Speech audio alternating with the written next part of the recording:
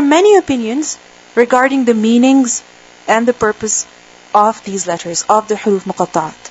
But mainly, you can summarize them. First of all, it has been said that these huruf, they have a meaning. Just as the letter ba has a meaning, just as any word in the Quran has a meaning, similarly, these huruf also have some meaning. And the scholars have differed concerning their exact meaning. Some say that it is the name of Allah subhanahu wa ta'ala or the Quran, or it is equivalent to an oath that is taken. However, we do not have any sound evidence to support that. So first of all, it is said that these huruf, they have some meaning, just as the other words of the Quran have some meaning. However, we do not have any evidence to support that. Therefore, let's look at the second opinion. Secondly, it is said that these huruf muqatta'a, they are of the huruf hijaiyah, they are of the Arabic alphabet, because you say alif, you say lam, you say meem.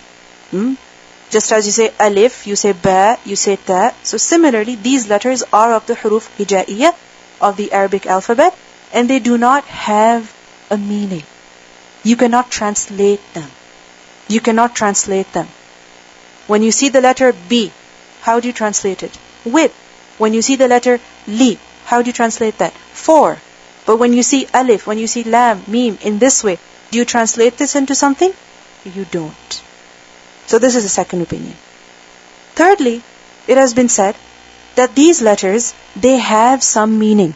They do have some meaning, and because we have not been informed of the exact meaning, therefore, it is incorrect to guess, to speculate, to assume. We leave these letters as they are. We believe them to be as a part of the Quran. Allah subhanahu wa ta'ala did not tell us precisely as to what their meaning is. The Prophet sallallahu alaihi wasallam did not tell us about what their meaning is. But do we believe in these letters? Of course we do. They are part of the Quran. Nobody can deny that. And reading these letters, is there any reward? Yes, there is. For every letter that a person recites of the Quran, he gets 10 rewards, 10 good deeds. And Alif Laam Meem is included in that. You know the hadith which says, وَلَا أَقُولُ أَلِفْ لَامْ مِيمْ حَرْفٌ بَلْ أَلِفٌ حَرْفٌ. Alif is a harf, Lam is a harf, and Meem is a harf. So even when a person just says Alif Laam Meem, he gets 30 good deeds. They are part of the Quran. They are part of the words of the Quran. Now you may wonder, if they have a meaning, we don't know. Others say they don't have a meaning. How can there be something in the Quran that does not have a meaning? How is that possible? So, other scholars, they have said, and this has been understood and accepted as the strongest opinion, that these letters, the huruf muqatta'at, yes, they do not have a literal meaning, however, they have a purpose. They have a purpose. They have no meaning, but they have a purpose. There is a reason why they are mentioned in the Quran in the way that they are mentioned. There is a reason behind that. For example, some have said that the purpose is to draw the attention of the listener. Because Alif Laam Meem, you see the mad on the lam? How do you read it? Alif Laam Meem. When you hear that automatically, you wonder what's going on, what has been said. So the purpose is to attract the attention of the listeners. Secondly, it has also been said that the Arabs, they are being reminded that this Quran is composed of their own letters, of the letters that they're so aware of.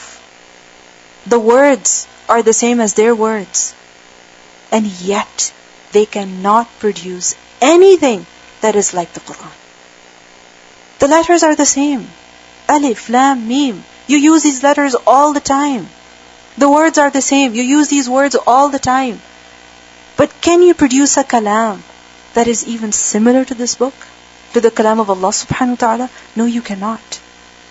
So in other words, the purpose of these letters is to display the miraculous nature of the Quran. What's the purpose of mentioning these letters in this way?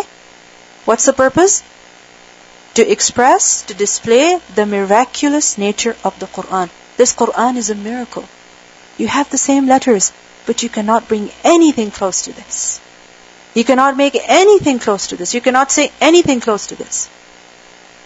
We hear about so many famous poets who were known for their poetry. One of them, when he heard Surah Al-Kawthar, he never said any poetry after that. He accepted his defeat after that. He said, that's it. My kalam is nothing compared to the kalam of Allah subhanahu wa ta'ala. So these letters, they prove the miraculous nature of the Quran, that the Quran cannot be challenged. And if you notice, they're almost always followed by such verses that exalt the status of the Quran. Many times that when they appear in the Quran, at the beginning of the surahs, what ayah follows them? An ayah that exalts the status of the Quran.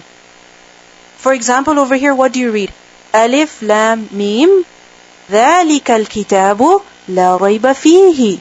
This is a book in which there is no doubt at all.